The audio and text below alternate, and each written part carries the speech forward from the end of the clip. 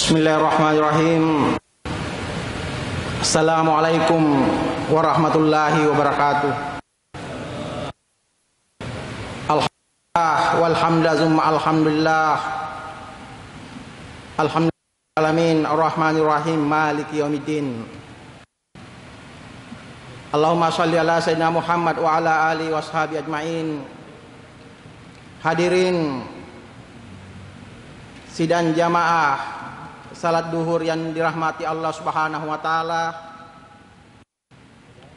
Syukur alhamdulillah kita panjatkan kehadirat Allah Subhanahu wa taala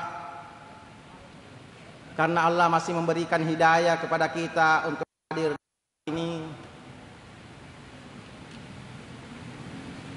Salat itu bukanlah sekedar kewajiban semata. Akan tetapi salat itu adalah kebutuhan hidup manusia.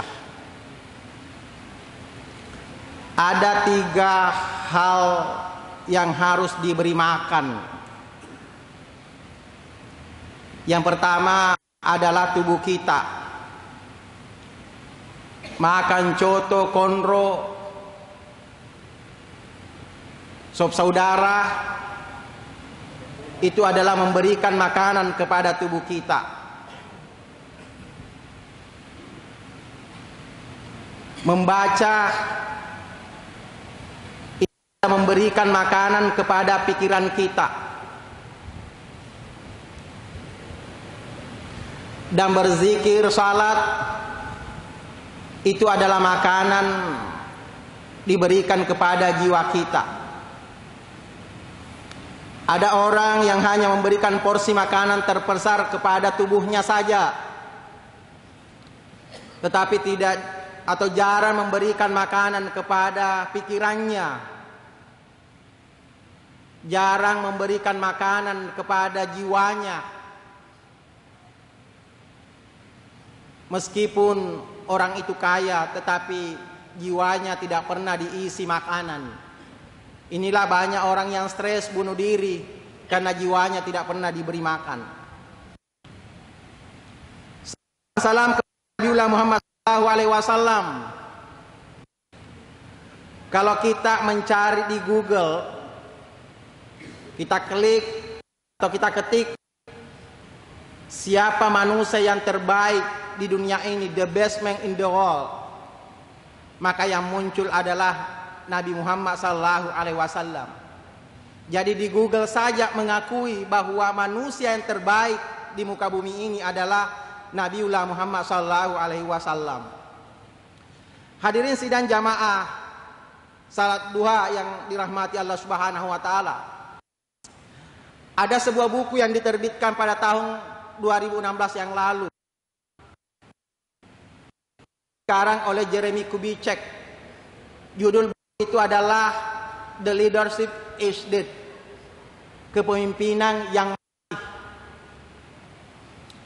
di dalam buku itu mengisahkan, Jeremy Kubicek ini mengisahkan temannya yang bernama Paul Tatum, seorang pebisnis, seorang pengusaha yang tinggal di Moskow, yang tinggal di Rusia. Paul Tatum ini adalah manusia yang luar biasa kayanya. Hartanya melimpah. Cuma satu hal yang tidak dimiliki oleh Paul Tatum ini adalah kepekaannya kepada orang lain. Paul Tatum ini tidak disukai oleh karyawannya, tidak disukai oleh anak buahnya, tidak disukai oleh keluarganya, tidak disengani oleh keluarganya, tidak disukai oleh kolega-koleganya. Kenapa? Tidak punya empati kepada orang lain. Karena hidupnya terasing,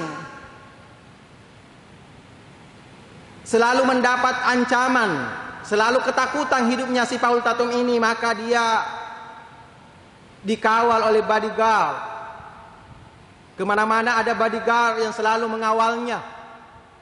Bahkan tubuhnya, badannya dilapisi dengan rompi anti peluru. Tetapi naas kemudian si Paul Tatum ini ternyata mati tertembak di lehernya dan kepalanya dekat hotelnya di Moskow. Apa reaksi anak buahnya? Apa reaksi karyawannya? Apa reaksi tetangga-tetangganya, keluarganya, kolega-koleganya? Kematiannya menggembirakan orang lain. Kematiannya tidak disangisi oleh orang lain, tetapi kematiannya dirayakan dengan kegembiraan oleh kolega-koleganya.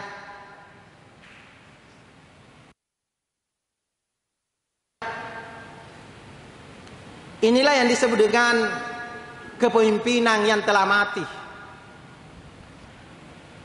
Ada 3 indikator yang ditulis oleh Jeremy Kubicek mengenai kepemimpinan yang mati itu. Yang pertama adalah jika seseorang itu memimpin lebih banyak menuntut bukan memberi. Indikator dari kepemimpinan yang mati itu adalah pemimpin itu lebih banyak menuntut bukan memberi. Si mata nasapa kegiahe. Selalu mencari mana ini, tetapi tidak pernah memberikan sesuatu kepada orang lain, kepada anak buahnya, tidak pernah memberikan reward kepada anak buahnya. Dia hanya mencari mana ini. Itu adalah salah satu indikator dari kepemimpinan yang mati. Yang kedua indikator dari kepemimpinan yang mati menurut Jeremy Kubicek itu adalah pemimpin lebih suka menikmati bersenang-senang, bukan melayani. Kalau ada pemimpin yang hanya bersenang-senang saja, tidak mau bersusah-susah melayani orang lain, maka itu juga menjadi salah satu indikator dari the leadership is dead itu, kepemimpinan yang mati itu. Kepemimpinan yang ketiga, indikator kepemimpinan yang ketiga ini adalah pemimpin itu banyak mengumbar janji tapi tidak memberi bukti. Ini ya, kita menghadapi pemilu kada, ya, pemilu presiden, pemilu legislatif, tidak menutup kemungkinan banyak hari ini bertebaran lebih banyak memberi janji tetapi tidak memberi bukti. Ada dialog imajiner. Ada 4 orang mahasiswa yang kuliah di Australia National University. Yang pertama mahasiswa dari Indonesia. Yang kedua mahasiswa dari Jepang. Yang ketiga mahasiswa dari India. Yang keempat mahasiswa dari Filipina. Orang Indonesia ini, mahasiswa Indonesia tanya mahasiswa dari Jepang, bagaimana kultur kepemimpinan orang Jepang? Orang Jepang itu mengatakan kalau pemimpinnya orang Jepang lebih banyak kerjanya daripada bicaranya. Makanya di Jepang itu lebih maju karena lebih banyak kerjanya daripada bicaranya. Mahasiswa Indonesia ini tanya kepada mahasiswa India, bagaimana kultur kepemimpinannya orang India? Orang India itu, kata mahasiswa India itu menjawab, kalau orang India itu banyak bicaranya, banyak juga kerjanya. Makanya film India itu panjang karena bicara sambil bekerja. Mahasiswa India ini tanya lagi mahasiswa Filipina, bagaimana kulturnya kepemimpinan orang Filipina? Orang Filipina itu, mahasiswa Filipina itu menjawab, kalau Filipina lebih banyak bicaranya daripada kerjanya, makanya negaranya juga tidak maju-maju amat. Nah, 3 mahasiswa ini kembali ke Indonesia, bagaimana kultur kepemimpinannya orang Indonesia? Maka dengan lantang, dengan suara tegas dan percaya diri, mahasiswa Indonesia itu menjawab, kalau kultur kepemimpinannya orang Indonesia lain dibicarakan, lain dikerjakan. Nah, itu budaya kepemimpinan kita. Hadirin sidang jamaah salat duhur yang dirahmati Allah Subhanahu wa taala. Kalau kita kalau kita memiliki indikator kepemimpinan yang saya masukkan tadi 3 ini dari Jeremy Wikuwenya, maka kita termasuk orang-orang kepemimpinan yang mati. Oleh karena itu, marilah kita menjadi paling tidak menjadi pemimpin untuk diri kita. Makanya ada hadis Nabi, ada yang mengatakan ini hadis Nabi, ada juga yang mengatakan ini adalah pernyataan dari Ali bin Abi Thalib.